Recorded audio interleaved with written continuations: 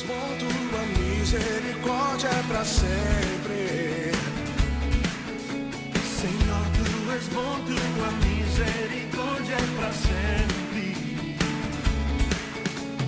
Todos os povos te exaltarão, de geração em geração te adorarei. Aleluia, aleluia, te adorarei por tudo que és. Te adorarei. Aleluia, aleluia, te adorarei por tudo que és. Deus é bom.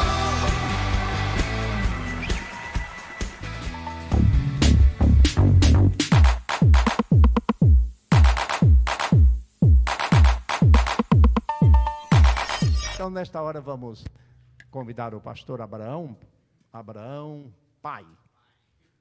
Tem um Abraão pai e o Abraão filho, né? Ali. Tem o Abraão neto também. Tem o Abraão... Ei, é mesmo. Quem sabe, né?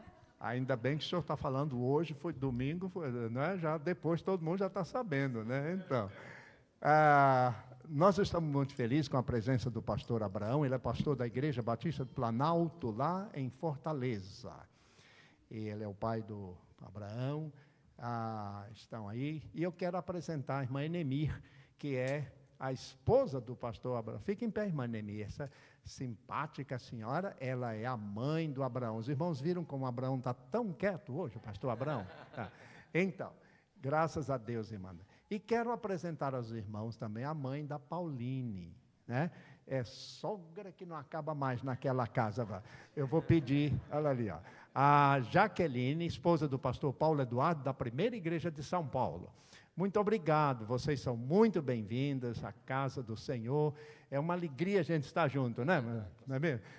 Imagino como está na casa do pastor Abraão e da Pauline, hein? Eita, então. Irmãos, nós estamos contentes de ter este obreiro de Deus, este homem de Deus, ele é advogado também.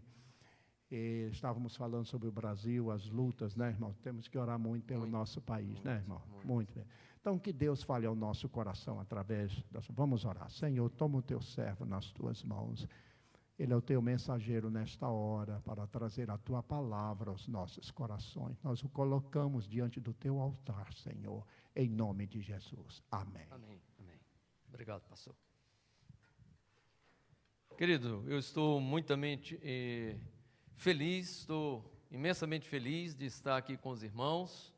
Eu acho que é uma bênção de Deus poder vir aos Estados Unidos e visitar os nossos filhos, Abraão Júnior e também Pauline. E muito feliz e grato a Deus pela família que se juntou aqui com Isabelle, Jay, e isso é um momento de muita alegria para nós. E a alegria se torna maior ainda quando nós podemos estar com o corpo de Cristo, que é a igreja.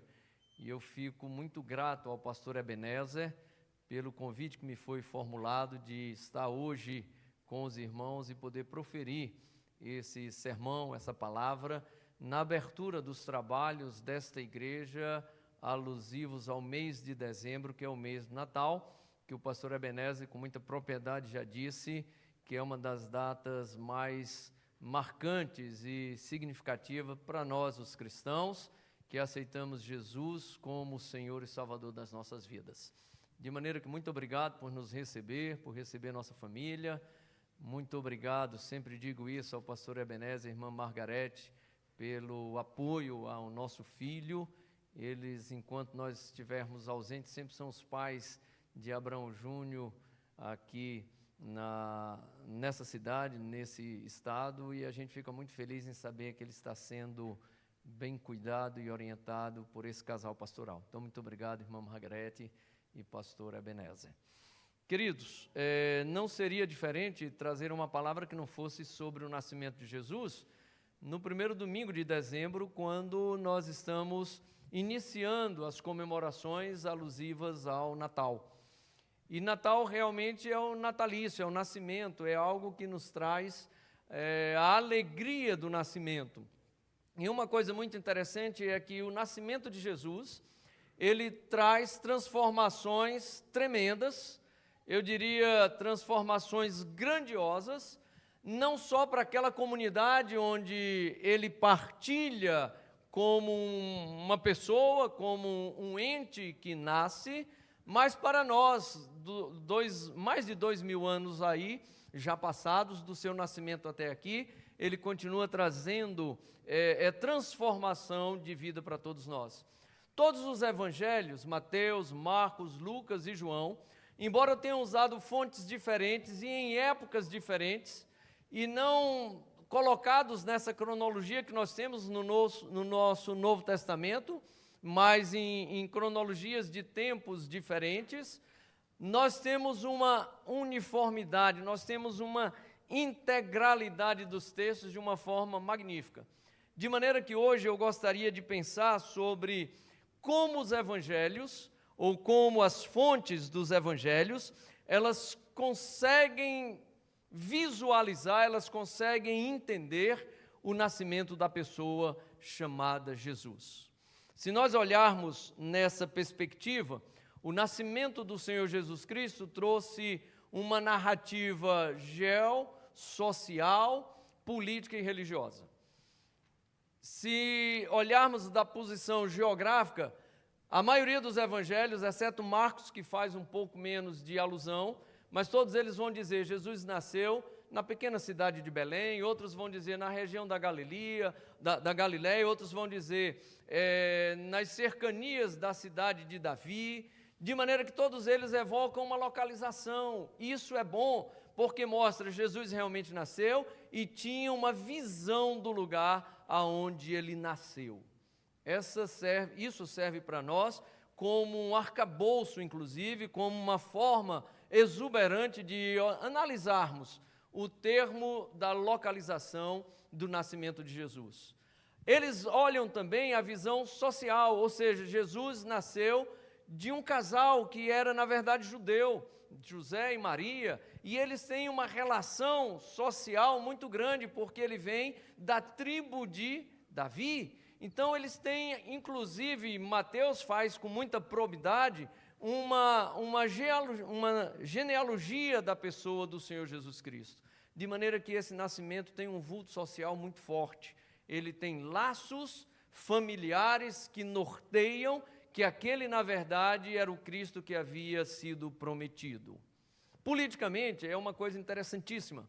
Embora nós estivéssemos sobre o auspício do governo romano, na verdade, havia sido tomado há pouco tempo a região de toda a Grécia, a paideia grega vai mostrar isso. Então, havia ainda costumes culturais gregos, havia a língua que era o grego, que era falada, e havia também toda uma estrutura relativa, mesmo que no período romano, de antepassados de Otávio Augusto, que era o comandante do Império Grego naquela época, que havia sido tomado pelo Império Romano.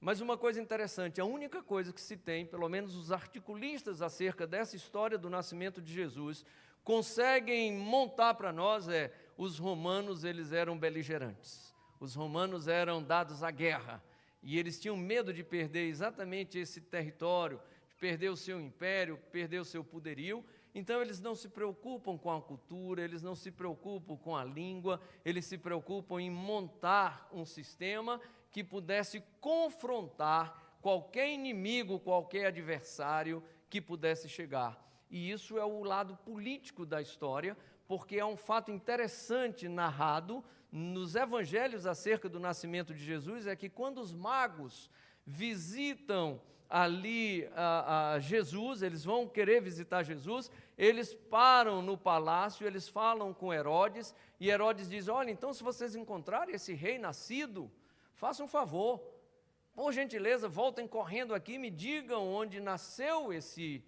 rei, porque eu também quero ir adorá-lo.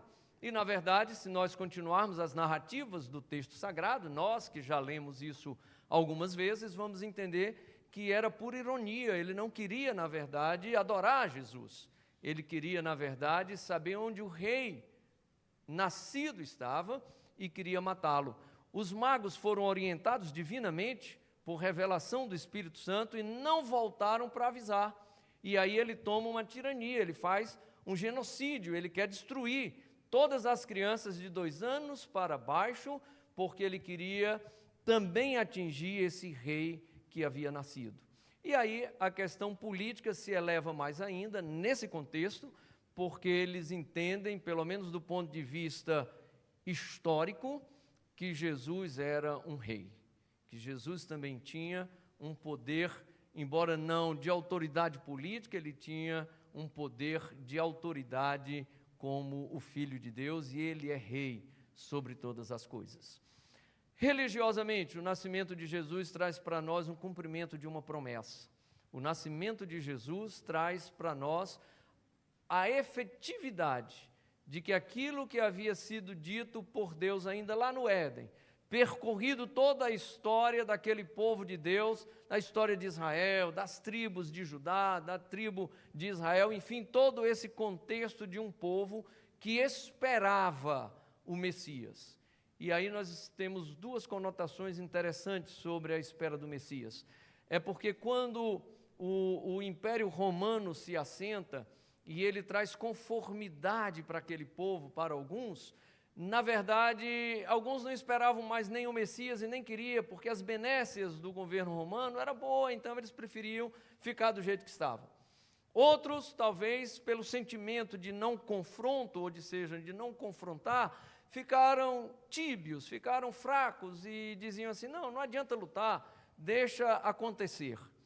E um outro grupo dizia assim, não, nós aguardamos o Messias. Mas no entendimento deles, eles aguardavam o Messias politicamente relacionado a uma guerra, a uma tomada de poder territorial. E não era isso. Por isso que o próprio Evangelho de João, na sua narrativa acerca do nascimento de Jesus, ele vai dizer, veio para o que era seu, mas os seus não o receberam, mas a todos quanto recebeu, deu-lhes o poder de serem feitos filhos de Deus aos que creem no seu nome. Então, nessa perspectiva, sobre esses evangelhos, sobre a visão que eles têm, nós temos que tirar mensagens, informações e lições para nós. E a grande primeira lição que eu tiro é, quando Jesus nasceu, ele consegue unir todos os povos, e ele consegue trazer, mesmo ainda um menino, toda a natureza do que seria o reino de Deus com o nascimento, com o advento da pessoa de Jesus.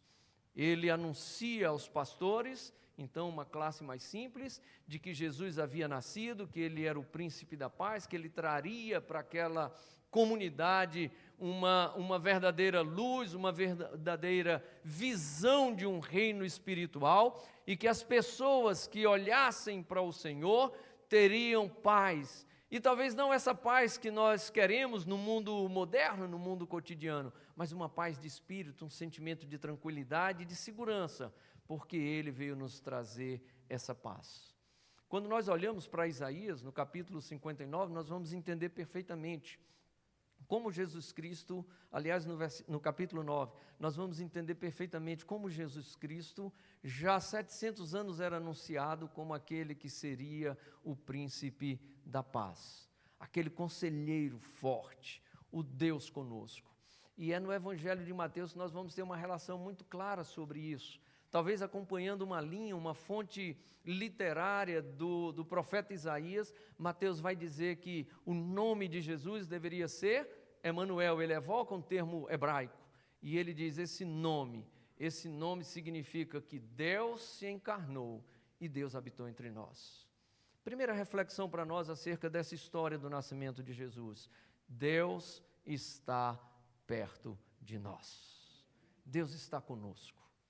O nascimento de Jesus traz aquilo que estava distante, aquilo que a gente não conseguia entender perfeitamente, porque era um espírito e talvez não conseguíamos nos comunicar com tanta força. A Bíblia diz, olha, Deus colocou um Cristo ao seu lado, e Ele é o Emanuel, e Mateus faz isso com muita força para dizer, quando Jesus Cristo nasce, Deus se coloca diante de nós.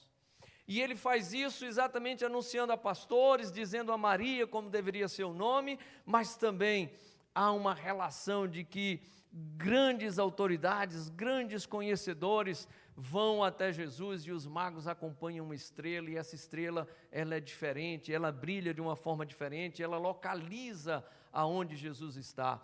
E a segunda reflexão que eu faço é: siga as orientações da presença de Deus na sua vida, Ele vai orientar você no caminho certo.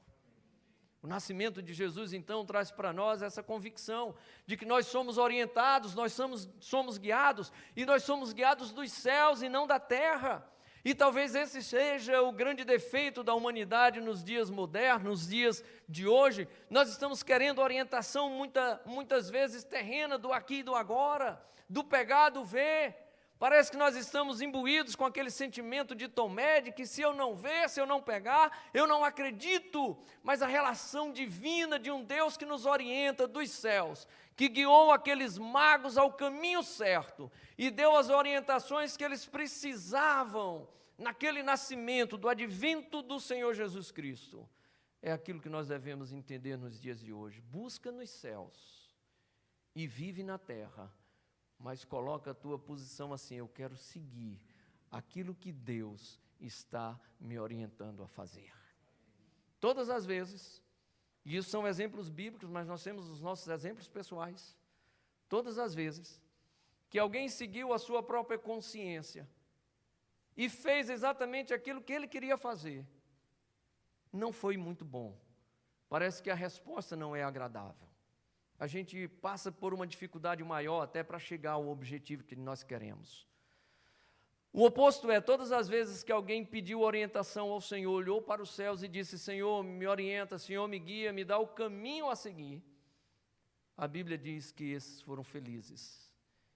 E o próprio Senhor Jesus Cristo disse: eu sou o caminho, eu sou a verdade e eu sou a vida. E o nascimento do Senhor Jesus Cristo traz para nós esse grande compromisso de nos orientar o caminho certo, de nos guiar, alumiando aquilo que nós devemos seguir. E mais do que isso, estando diante desse caminho, trazendo essa luz, nós vamos caminhar segundo a vontade de Deus. Eu faço uma observação muito pessoal: isso não é fácil. Seguir uma orientação divina não é fácil. Seguir o caminho verdadeiro da pessoa do Senhor Jesus Cristo não é fácil. Mas, queridos, tem que ter renúncia, tem que ter envolvimento. E aí a gente consegue fazer um paralelo entre Cristo, ao ser colocado como Deus na terra, o Deus conosco, Emanuel, Ele deixou a sua glória, deixou o esplendor da sua glória, e veio sofrer conosco aqui, mas veio nos trazer o quê? O encorajamento, a esperança. E o nascimento do Senhor Jesus para nós é isso, é aquela força que deve mover a nossa esperança de viver segundo a vontade de Deus. Então vai ser difícil? Vai, mas se você confia, se você busca, certamente você vai ser abençoado. Quando nós entendemos isso, queridos, nós conseguimos entender que, na verdade, o conceito mais claro do nascimento de Jesus é que Ele quer estar perto de nós. Quando nós lemos o Evangelho de João, no capítulo 11, ele vai dizer exatamente isso: veio para o que era seu, e os seus não o receberam, mas a todos quanto o recebeu, deu-lhes o poder de serem feitos filhos de Deus. Terceira coisa que a gente precisa entender é que quando você tem um Cristo que se faz homem, que assume a missão, um Deus que se revela a nós, se nós crermos nele, nós vamos ser filhos de Deus. E a Bíblia diz isso, porque havia, como disse na história, no início, uma conformidade dos judeus com os romanos. Eles estavam bem. Não, se o Messias vier, tudo bem. Se não vier, não tem problema. Outros estavam assim: não, nós ganhamos muita coisa dos romanos, os romanos fizeram coisa boa para nós, então vamos ficar aqui. E outros estavam descontentes, mas não queriam um Cristo que fosse a revelação de Deus, aquele que viesse implantar um reino que não tinha, na verdade, um palácio, que não tinha um trono, que não tinha um exército. Eles queriam alguém que fosse lutar contra os romanos e impor a sua dinastia, impor o seu império, que o Messias fosse ali um imperador, um rei, enfim. E a palavra de Deus diz, não, ele veio trazer um reino invisível. Ele veio trazer um reino da paz, ele veio trazer um reino de amor. Então, na verdade, uns ficaram insatisfeitos, disseram, não é esse o Messias que nós queremos. E aí eu tenho uma coisa muito interessante, porque quando Lucas anuncia o nascimento de Jesus, ele vai dizer assim, e naquela cidade, na pequena cidade de Belém, não havia lugar para ele. E aí eu faço a minha quarta reflexão nessa manhã, pastor Ebenezer. Parece que nós estamos como que na cidade de Belém, e muitas vezes nós temos lugar para tudo, mas não temos o lugar para Jesus. E essa é a quarta observação que eu faço, que Lucas já fez para nós. Nós precisamos abrir a nossa mente, precisamos abrir o nosso coração, para encontrarmos o lugar para Jesus. Nosso coração tem que viver com Cristo, com Deus conosco, com aquele que assumiu a forma de homem e morou conosco, viveu conosco. Talvez nós, nessa geração, não tenhamos a alegria de ver Jesus e conversarmos com Ele, de sentarmos à mesa e comermos o pão, ou quem sabe subir um monte e vivenciarmos as experiências daquele Cristo, Senhor e Salvador. Mas muitos tiveram.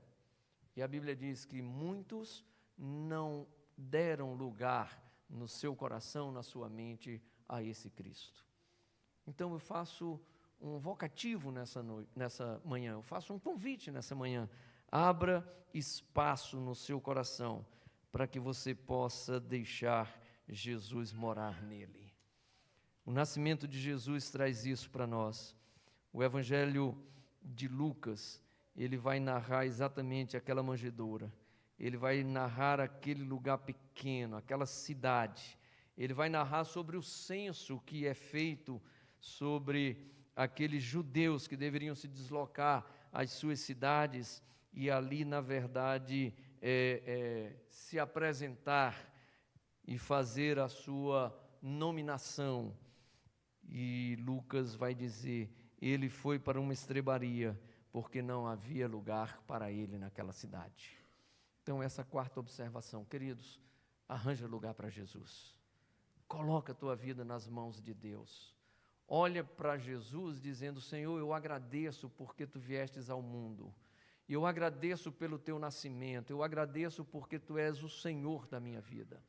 E eu acho muito interessante, no livro do profeta Isaías, no capítulo 25, no verso 9, ele diz exatamente assim. E naquele dia se dirá, eis que esse é o nosso Deus, a quem aguardávamos, e Ele nos salvará. Ele é o Senhor, a quem aguardávamos. Na sua salvação exultaremos e nos alegraremos. Começa a exultar e começa a se alegrar na salvação do Senhor. Jesus é isso, é salvação. Jesus é caminho, Jesus é luz. Então, se o profeta Isaías consegue dimensionar, muito distante ainda do nascimento do Messias, do nascimento do Senhor Jesus, que ele viria, que nós iríamos nos alegrar nele, eu acredito que essa é a época de nos alegrarmos com o menino que nasceu. Mais do que isso, com o Cristo que cresce e que cumpre a sua missão até a morte e morte de cruz. E aí, queridos, quando nós começamos a entender sobre o nascimento de Jesus nos aspectos dos evangelhos, Mateus, Marcos, Lucas e João, nós vamos entender que Ele é o Senhor da nossa vida. Marcos é o que menos escreve sobre a historicidade. Marcos é o que menos escreve sobre o que aconteceu, na verdade, sobre o nascimento de Jesus. Ele faz pequena menção, mas ele faz uma menção muito forte. Ele começa a anunciar um Cristo que nasce, e ele já começa a mostrar como seria esse Cristo. Então ele já começa a antever que ele iria ter funções muito diferentes das pessoas comuns, que ele seria um Senhor sobre todas as coisas, e diante desse Senhor ele já vai anunciando a circuncisão do Senhor Jesus, ele já vai anunciando a sua apresentação diante de Ana e de Simeão no templo, e ele já vai mostrando o batismo do Senhor. Então ele vai começar a dizer, há um cerimonial, há uma regra litúrgica no nascimento de Jesus, na vida e no crescimento de Jesus. E aí isso também tem uma história para nós, um ensinamento para nós. É que a Bíblia é a nossa liturgia. A palavra de Deus é aquela que nós devemos seguir. Nós não podemos nos pautar pela história que alguém está nos contando que não tem comprovação nem veracidade bíblica. A Bíblia deve ser para nós o livro de regra, de fé e de prática. E eu acho muito interessante, quando comecei a ler esses textos para formular essa palavra nessa manhã, eu comecei a entender, Marcos talvez, a princípio, tenha sido aquele que mais chegou perto daquilo que na verdade Jesus é. Os outros falaram bem, falaram, trouxeram uma história boa, trouxeram, mas eles foram muito dentro da narrativa cronológica dos Atos. Marcos, ele passa por cima do nascimento na sua necessidade de apresentar um Cristo que, sendo judeu, vindo de uma linhagem judaica, estava conectado com o Pai. E essa é a minha quinta observação nessa manhã para nós. Queridos, o nascimento de Jesus trouxe para nós essa conexão com o Pai. Ele é aquele que diz, eu sou o caminho. E se você quer ir aos céus, se você quer estar diante de Deus, vendo descortinado aquele véu do templo, começa a seguir esse Cristo que nasceu e nos trouxe essa abertura de vida diante de Deus. Se você quer saber como chegar a Deus, Jesus é a ponte. Se você quer saber como ir para o céu, Jesus é o caminho. Se você quer saber como lidar diante das situações adversas, da escuridão desse mundo, Jesus é a luz. E se nós nos apegarmos a Ele, nós vamos dizer, bem-aventurado é o Senhor, porque nos deu o Cristo, e que viveu entre nós, o Deus Emanuel, na sua revelação de vida, nos trazendo uma diferença entre todas as outras pessoas, porque quando nós aceitamos Jesus, nós passamos a ser filhos de Deus. A minha conclusão, queridos, é bem objetiva, é que o nascimento de Jesus, ele testemunha e comprova que Deus habitou entre nós. A nossa visão acerca desse nascimento é que Cristo veio trazer salvação. E mais ainda, quando nós analisamos o nascimento do Senhor Jesus, nessa visão de que cada evangelho falou acerca da pessoa, do menino nascido, nós entendemos que nós somos povo de Deus e que Ele veio por nossa causa, Ele veio por nós. Que Deus abençoe você, que Deus possa transformar cada dia a sua vida em paz, em santidade e no comprometimento com a relação com Deus, através da pessoa de Jesus. Deus abençoe todos vocês. E eu queria pedir que você ficasse de pé agora, e antes de cantarmos essa música, eu gostaria de orar. Senhor Deus e Pai, muito obrigado por essa manhã. Nós agradecemos pela vida dessa igreja. Nós agradecemos, ó Pai, por cada irmão e cada irmã que compõem esse corpo aqui. E nós pedimos, meu Deus, abre as nossas mentes e os nossos corações, para nós entendermos que o nascimento do Senhor Jesus trouxe vida, trouxe paz e gerou em nós a esperança da glória de Deus. Muito obrigado por tudo, meu Pai. É essa a nossa oração. E a fazemos em nome do Senhor Jesus. Amém e amém. Pastor Ebenezer. Podeis sentar, irmãos. Nós queremos agradecer a palavra do Senhor que foi trazida ao nosso coração, pastor Abraão. E realmente o irmão pode ter sua árvore em casa, mas se o foco não for Jesus, vai ficar só árvore. O irmão pode ter velas acesas na sua casa, mas se ele não for a luz que ilumina o seu coração, e que traz conforto para a sua alma, salvação para a sua alma, vai ser só uma vela. Você pode colocar as lâmpadas, as luzes em volta da sua casa, todo mundo vai ver. Não vai passar de enfeite se o povo não olhar para a minha vida e ver Jesus. Então este Natal é diferente, porque nós queremos celebrar o Senhor Jesus. Não é mesmo? O irmão começou a sua mensagem justamente falando nisso. Emmanuel, é Deus conosco. É Deus conosco. Então é Senhor Jesus conosco, na nossa casa, na nossa vida, na nossa família. É isso que nós queremos. Obrigado, pastor, por esta palavra ao nosso coração. Que Deus abençoe ricamente o amado irmão. Meus irmãos, vocês tiveram uma semana abençoada? Tiveram uma semana abençoada? Então vocês terão outra semana abençoada com a graça de Jesus. Amém? Se o irmão está doente, igual eu, Emerson e outros, Jesus vai nos curar, porque é Ele quem cura. Se o irmão tem algum problema, confie no Senhor. O Senhor vai lhe dar sabedoria para o irmão decidir esse problema. Se o seu coração está atribulado, está algum problema, alguma dificuldade, Jesus diz, não se turbe o vosso coração. Crede em Deus, crede também em mim. Então, é tão gostoso saber que a gente pode passar a semana confiando em Jesus. Muito obrigado, meu irmão, pela presença de vocês. Trouxe muita alegria ao nosso coração, viu? Coisa linda. Então, vamos orar. Terminando esse culto. Senhor, os teus filhos, as tuas ovelhas, o teu povo aqui presente. Agora, Senhor, depois deste domingo de adoração tão gostoso, tão abençoado, depois desta palavra que nos mostrou Jesus como Senhor, como a nossa luz, como Emmanuel, o Deus conosco, aquele que nos guia, aquele que veio para nos salvar. Ó Senhor, saímos desse santuário para dizer a todos que Tu és a luz do mundo e nós queremos resplandecer esta luz. Queremos demonstrar, Senhor, que somos Teus filhos, somos a Tua família, Senhor. Obrigado pelo que o Senhor tem feito por todos nós. Abençoa os teus servos esta semana, nas lutas, nas provações, nas dificuldades, nas alegrias. Em tudo, Senhor, nós pedimos a tua bênção. E o fazemos dizendo que o Senhor te abençoe e te guarde.